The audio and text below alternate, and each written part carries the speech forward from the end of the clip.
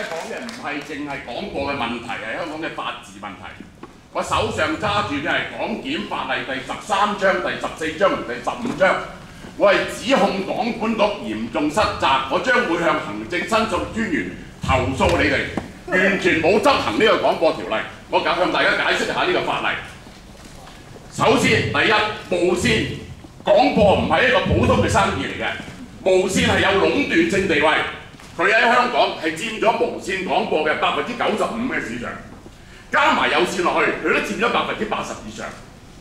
佢呢個優勢點得翻嚟嘅？第一，有5年佢係獨家無線廣播；第二，佢係佔據晒最有利嘅發射天線位置，佔據晒最有利嘅發射頻譜。喺呢個情形之下，佢形成咗壟斷。佢再用呢個壟斷嚟到壓迫香港嘅消費者，壓迫其他嘅電視台，而呢啲係法例寫明係唔準嘅。呢個係廣播條例，我讀俾大家聽。第14章係咁講嘅：如果處於支配優勢嘅持牌人作出個目的係防止扭曲或者限制其他人嘅競爭，呢個就係犯法。好，我舉幾個例俾你聽。我懷疑無線犯法。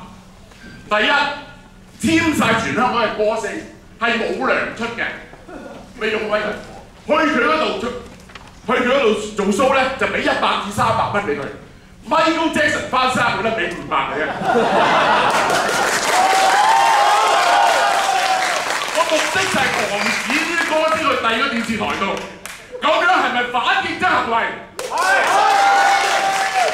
天前香港啲藝員1年係得1個 show 嘅啫，做戲嗰啲人，咁樣係咪個目的就防止佢去其他嘅電視台嗰度？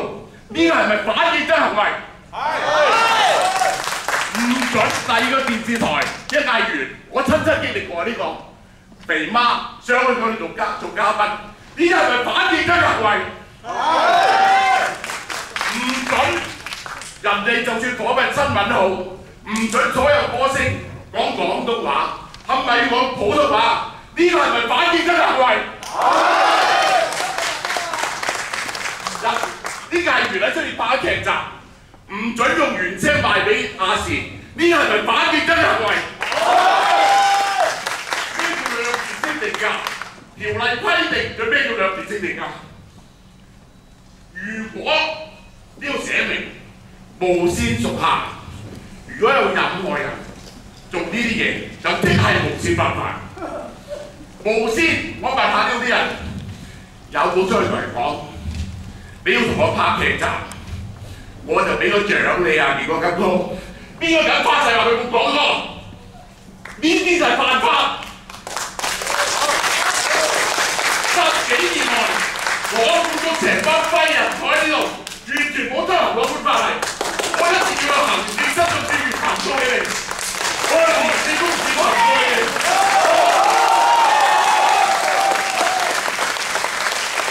我咩叫你講？就令到香港嘅無線嘅霸權，令到香港嘅創意工業全面崩潰。我要消費者委員會引集體訴訟法。去告無線，賠錢俾香港嘅消費者，無線俾香港嘅藝員，大家認為係咪？